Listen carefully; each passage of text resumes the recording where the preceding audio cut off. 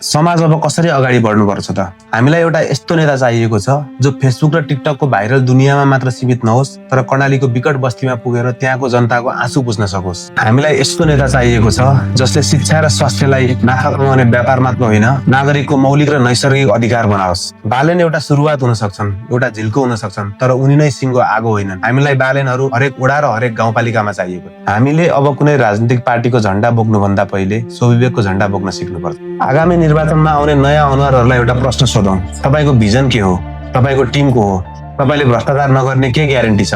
पुरानालाई हिसाब मागौं, नयाँलाई चुनौती दियौं। समाज तब मात्र परिवर्तन हुन्छ जब एउटा नागरिकले आफ्नो भोटको मूल्य र कर्तव्यको सीमा बुझ्छ। इन्टरनेटले दिएको यो ठूलो शक्तिलाई कसैको चरित्र हत्या गर्न र गाली गर्न मात्र होइन, भ्रष्टहरूलाई नाङ्गो पार्न र नयाँ विचारहरूलाई प्रवर्धन गर्न प्रयोग गरौँ। वास्तविक नेता को हो? वास्तविक नेता त्यो हो जसले समाजलाई आफूतिर होइन भविष्यतिर डोर्याउँछ। समाज, बालेन र हामी, यी तीनै पक्ष एउटै सिक्काका पाटा हुन्। समाजले पात्र जन्माउँछ, बालेन जस्ता पात्रले नयाँ आशाको बिउ रोप्छन्, तर त्यो बिउलाई गोडमेल गरेर ठूलो फललाई रुख बनाउने जिम्मेवारी भने फेरि हाम्रै काँधमा आउँछ। के हामी अझै पनि विदेश जाने जहाजको पर्खाइमा रहने कि यो समाजलाई बदल्ने अन्तिम र साहसिक प्रयास आफै गर्ने? सोच्ने पालो तपाईको, किनकि यो देश तपाईको पनि हो र मेरो पनि, र हामी बाहेक यो देश कसैले बनाइदिनेवाला छैन।